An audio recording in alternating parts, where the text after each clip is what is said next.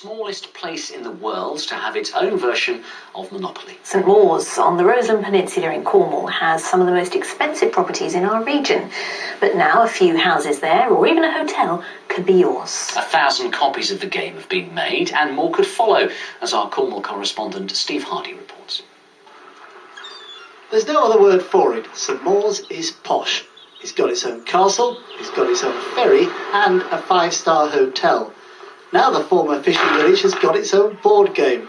I knew it was a bit of a long shot because St Mawes is, well, it's special, but it's a tiny fisherman's village, really. So I think now the smallest village in the world to have its own edition of Monopoly, which is really exciting. The idea came from Amelia Whitaker, who runs a bed and breakfast in the village. To localise the game, the 4 railway stations have been replaced with more familiar transport. I decided we couldn't have stations being in St Mawes, we'd have to have ferries, so we've localised it that way. We have the, you come into St Mawes on the King Harry ferry, which is a really romantic way to arrive on the Roseland, and you can go across to Falmouth on the St Mawes ferry. Also featured is a harbour master's office.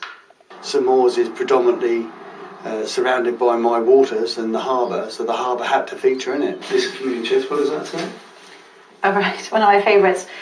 Caught jumping off the harbour wall, pay £50. Do many people jump off the harbour wall? No, not many, no. It's an activity that doesn't happen so often now. It's not only the smallest place in the world to get its own edition of Monopoly, St Mawes is also one of the most expensive and exclusive places in Cornwall. Properties here can fetch more than £3 million. With completed sales so far we've had this year, the average house price seems to be working around £740,000. Bearing in mind the board is about £35 compared to our average house price, therefore that makes owning a little bit of St Mawes property very reasonable. The Tresanton Hotel was a choice for replacing Mayfair as the most expensive square, and local butcher Neil Reeves occupies a space for the Old Kent Road. You're in Old Kent Road, which is the cheapest on the Monopoly board. Does that bother you? No, not at all, no. We're just happy to be on there. I wanted to have the castle here and the castle jail because, of course, there are the dungeons. It would be perfect. I wasn't allowed to do that.